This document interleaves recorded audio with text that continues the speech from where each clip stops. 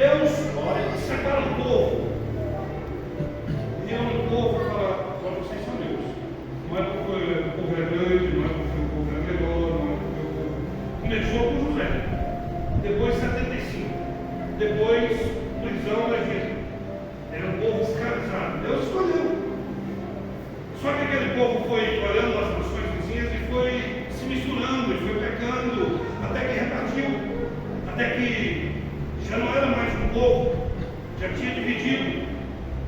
Primeiro começa com Davi, 40 anos, depois Salomão, mais 40 anos, vem a divisão, Roboão, reina 17 anos, aí vem, depois de Roboão, Abias, reina 3 anos, depois entra um ótimo rei, chamado Asa, reinou 41 anos. Asa morre. E quando Asa morre, Josafá começa a reinar. No começo do texto que começa a dizer que Josafá fala assim: Josafá seguiu o caminho do seu pai.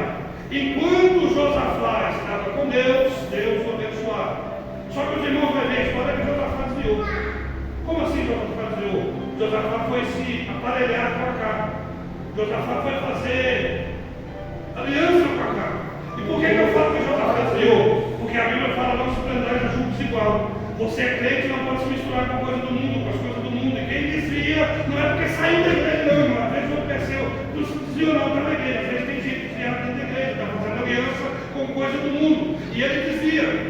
E quando ele desvia, ainda bem que ele foi criado por Asa, ele ouviu muito, ele teve experiência com Deus através do pai, e ele resolve a voltar, a reconciliar e começa uma reforma.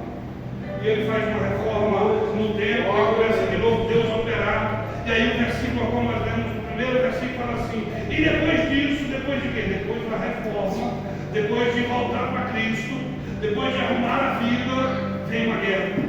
E aí você vai perguntar: por quê? Quando eu estava longe, não tinha guerra. Agora que eu estou com a vida boa, tem guerra. E eu acho isso incrível. Eu não sei por que a gente reclama.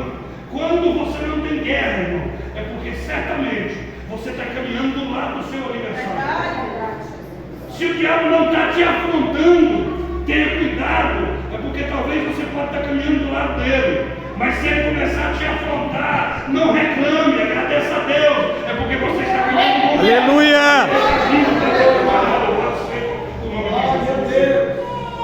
Ele levantou, e a guerra levantou, e eu fui olhar quantos soldados que Josafá tinha, homens valentes, 1.160.000 homens valentes.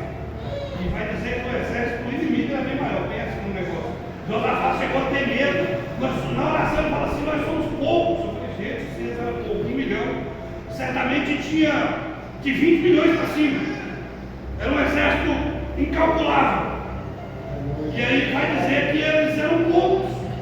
Aí eu fico olhando o Josafá, ele não foi pelo Twitter, ele não foi pelo Facebook, ele não foi pelo TikTok, nem no Instagram, falar: meu Deus, estou desesperado. Não.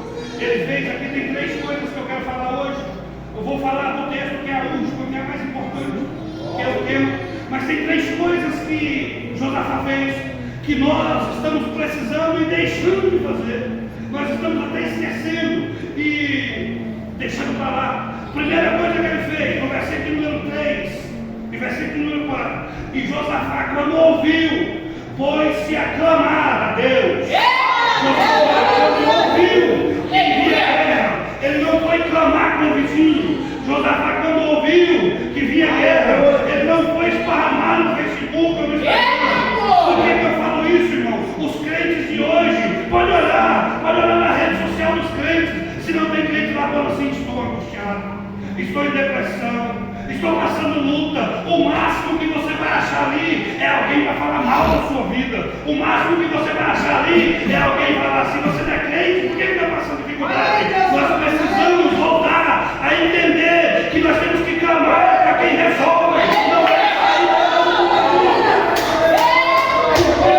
que tem gente que está sofrendo e apanhando e não vê vitória, porque esqueceu que você é filho, servo do maioral do Senhor. Precisamos voltar. Clame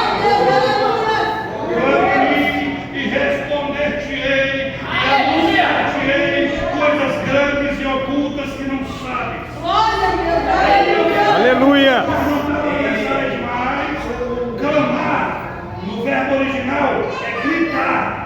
Eu não sei, mas a gente antigamente ia no ciclo de oração, passava lá na porta, o povo era doido, tem uns doidos ali, porque o povo ia para a igreja e clamava. Hoje, lá na minha cidade, a gente vai no ciclo de oração, a gente não sabe se o povo está dormindo.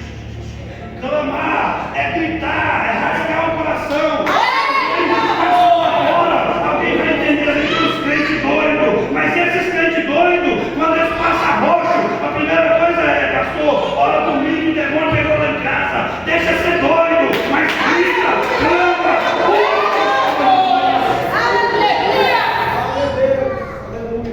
Precisamos entregar, e eu lembro do texto de João capítulo 2, aquele texto da transformação do vinho.